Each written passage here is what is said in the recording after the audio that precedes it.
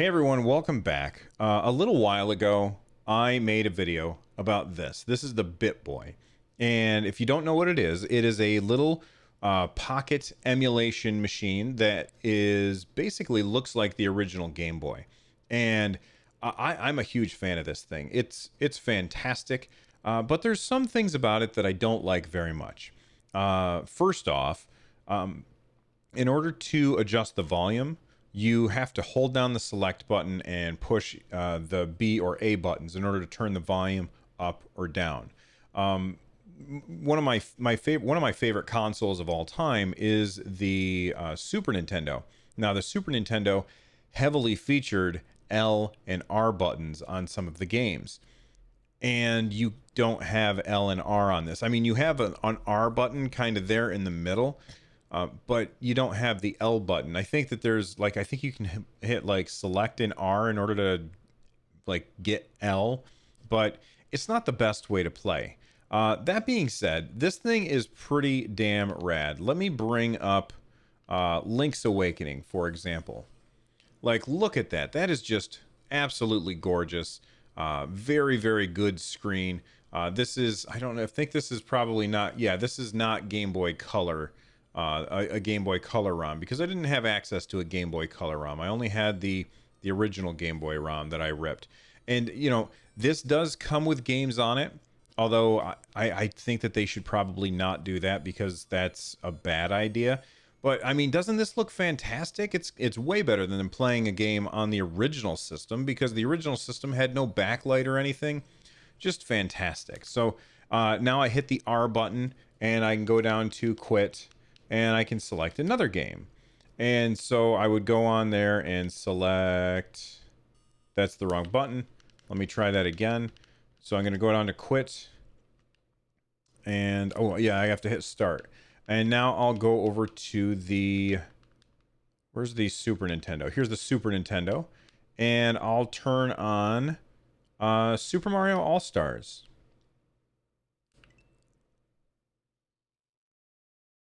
And there you go, Super Mario All-Stars running on the on this little tiny portable system that fits in your pocket. Just such a great system.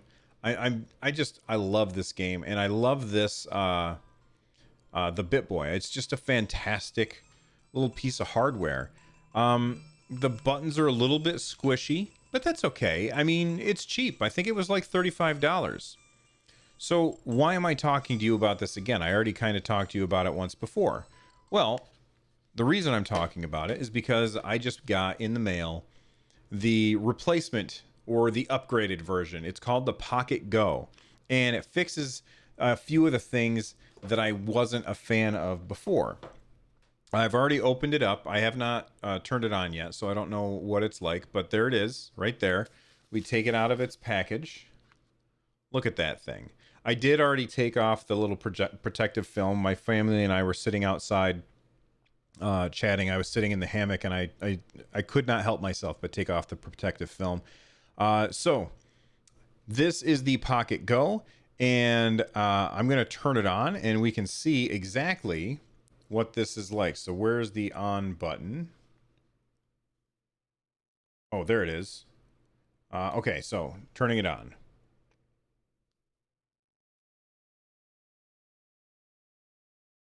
Nothing is happening. Oh, that's upsetting. Let me look in the box real quick. Oh, okay. SD card's in the box. It comes with an SD card. What is that? 8 gigabytes. An 8 gigabyte SD card. All right, so maybe it needs the SD card? Probably, Bill. All right, so is it off? Did I turn it back off? I did. All right, so let me put the SD card in. SD card goes right in the top. All right, and now we turn it on. Here, I'll turn it around to turn it on. Let's see if it works this time. Nothing. Oh, there we go. Okay, what does that say? NX Hope. I don't know what that means.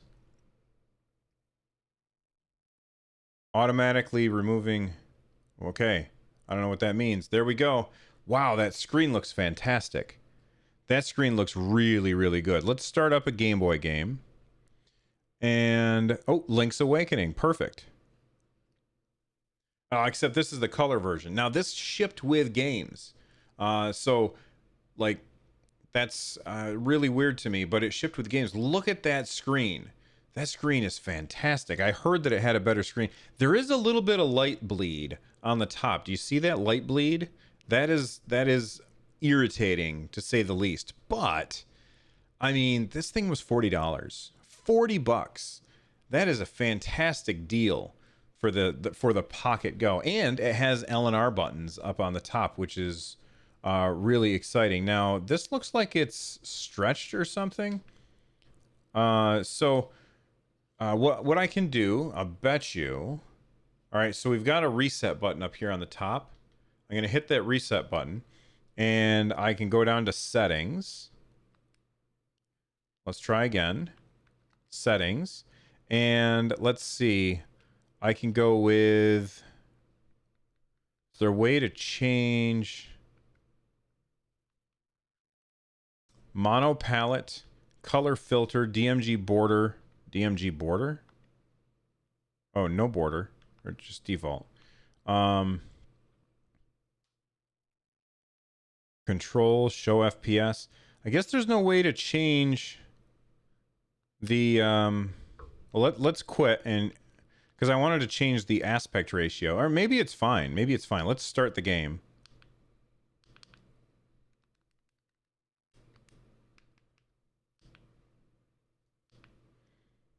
Oh, it looks fine. It looks good. There we go. All right. But let's quit the game, and we'll load up. I keep hitting the wrong button. All right, so we quit. Goes back to the main menu. And now let's try Super Nintendo.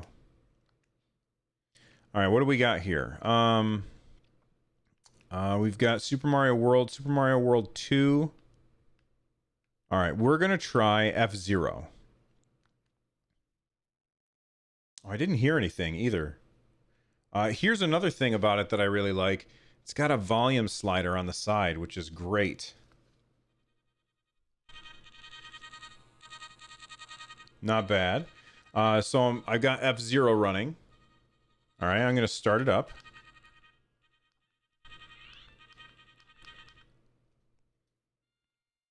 And this is a game you could not play on the last one because you didn't have L&R buttons.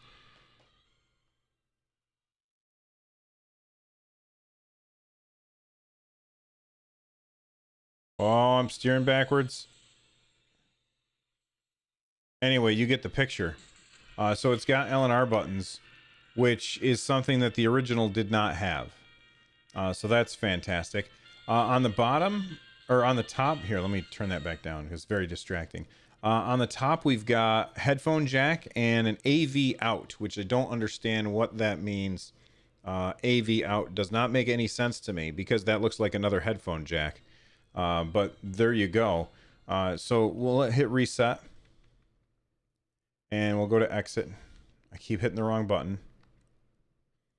And let's try another emulator. We'll go with Mega Drive. One of my favorite platforms of all time was the Sega Genesis. And of course, what game did you play on there? Well, you played Sonic the Hedgehog, right? Just Sonic the Hedgehog. Well, not the original, but Sonic the Hedgehog 3. Sonic the Hedgehog 3 is on here. So we'll hit start.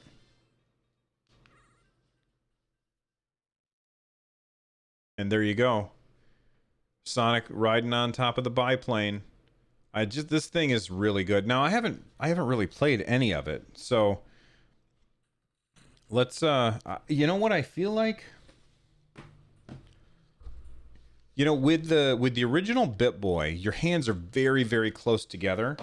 And with the Pocket Go, your hands are more further apart, which I think is it's more comfortable. I love that we've got L&R buttons, although obviously they don't do anything in Sonic the Hedgehog. As I'm running in Sonic the Hedgehog, I am noticing that there is screen tearing. That's definitely something that a lot of people will probably be upset about. But for $40, it's kind of hard to complain.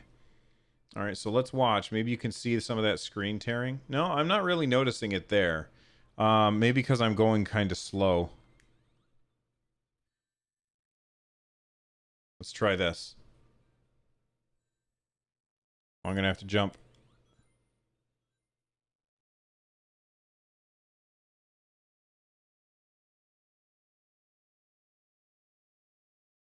All right, so I'm playing backwards. Let's go back. Well, that, you know what? I'm not really seeing any tearing, so that's good. Again, that light bleed is real bad on the sides. Like if you look at it this way, you can see a lot of that light bleed coming through, especially on the top there. But this is, wait a second. I feel like this is a glass. Look at that. That's a glass screen. That screen is glass, and it kind of bulges up a little bit. That's weird. The buttons feel really, really clicky, which I like. I like a good clicky button on this. So I'll probably talk about this more on my podcast later on. However you feel about emulation, you know, if you have access to your own ROM collection that you've ripped yourself, there's absolutely nothing wrong with being able to take those with you, especially when game companies make it hard to do that sometimes because maybe the license for those games has fallen away and nobody can get them anymore. But if you have the games and you've got a ripper, you can rip the games onto your computer, and then you can put them on something like the Pocket Go here and take these games on the go. I think this little device, that screen is just beautiful. But I think this little device is going to earn a permanent spot in my backpack. It's thinner than the original Bittboy, which I like, and it's more narrow. I just feel like this is awesome. This is definitely more pocketable than the Bittboy, and maybe that's why they called it the Pocket Go. But anyway, that's the Pocket Go, and let me know what you guys think of this little device, and, you know, ask questions, and I will do my best to respond. It came with, let me shut it off. I don't know how big of a card it came with. It came with an 8 gigabyte SD card. Now, that should be plenty, depending on how many ROMs you actually have. But if you're somebody who has an extensive collection of ROMs, then 8 gigabytes is not going to be enough for you. And I don't know if it's easy.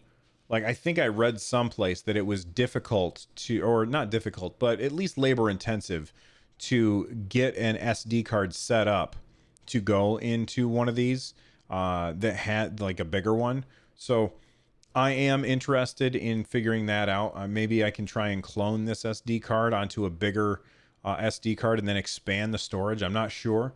I'm going to look into that, and I will report back. But anyway, if you've got questions about the Pocket Go or the Bittboy, let me know in the comment section down below.